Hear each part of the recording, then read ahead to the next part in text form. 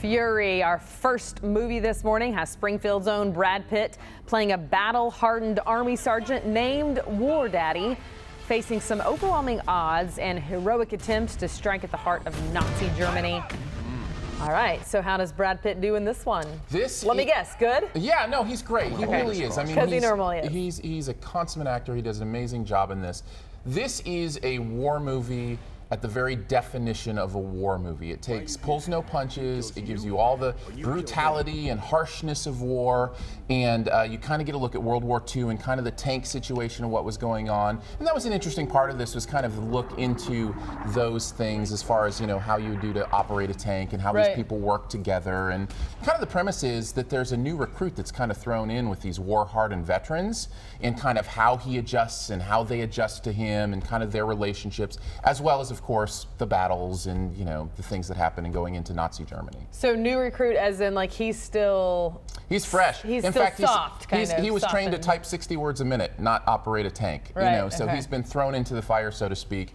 And so how they react to having somebody like that now on their team, and how he reacts to being in this harsh situation of war. And again, this is a very brutal movie. I don't know that I can emphasize that enough. If you're squeamish or anything like this, you don't like war movies, this is not one to see, because it's David Ayers, who also directed End of Watch, and he really has this amazing sense of devastation and really being very realistic with those kind of things. So is it hard to watch then? I mean, yeah, absolutely. I find most war movies hard to watch. I think war is a very hard thing. It's hard to deal with emotionally, psychologically, and when you see it on screen and you invest in these characters, it can be that way as well. I should say the performance in this beyond Brad Pitt are really good too. Shia LaBeouf, who you see there, may even outact Brad Pitt in this. He's incredible in this. I love him. That is saying something. Yeah, he does an amazing job in this, and really only one of the characters of this crew I found to be a little over the top at times, and that took me out of it, but everybody else was really, really good. All right, so give me your best, worst, and final grade on this one quickly.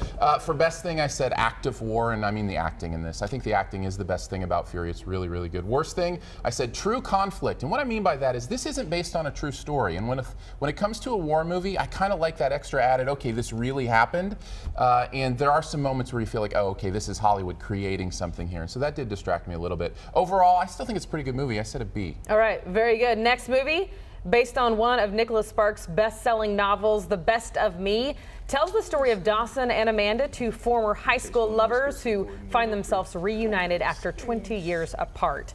All right, so Nicholas Sparks, famous for his romance novels. Tell us about this one. Yeah, this is the 9th of his novels to make it to the big screen. You may remember, like, Walk to Remember. I do remember that one. And many, many others as well. This one follows the same pattern as all the others, and by this point you know it so well, it almost plays like parody. It's like he's almost parodying himself. Do yourself a favor and Google Nicholas Sparks movies and look at the posters, because they're all identical. Like, all 9 of them is like a guy holding a woman's, you know, face in, you know, his hands, ready to kiss her. I mean, it's just, that's Nicholas Sparks. So if you like that kind of over-the-top, schmaltzy, syrupy, you know, kind of movie, romance movie, then you might enjoy it. But otherwise, it just gets really kind of stale, and you've seen it before. Is it predictable?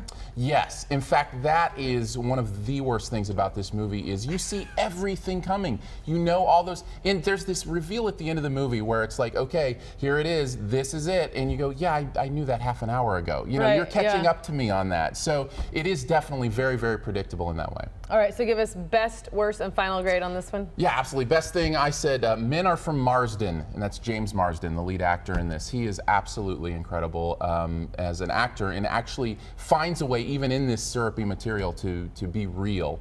As far as worst thing, I said Paint by Numbers. It's just so very typical, so predictable, and that brings the overall grade down to a D. A D? Yeah, this is ouch. Look, you know, and again, a lot of this comes down to whether or not you're willing to buy into these kind of movies, and I just couldn't do it with this movie. It's just, I was rolling my eyes half the time.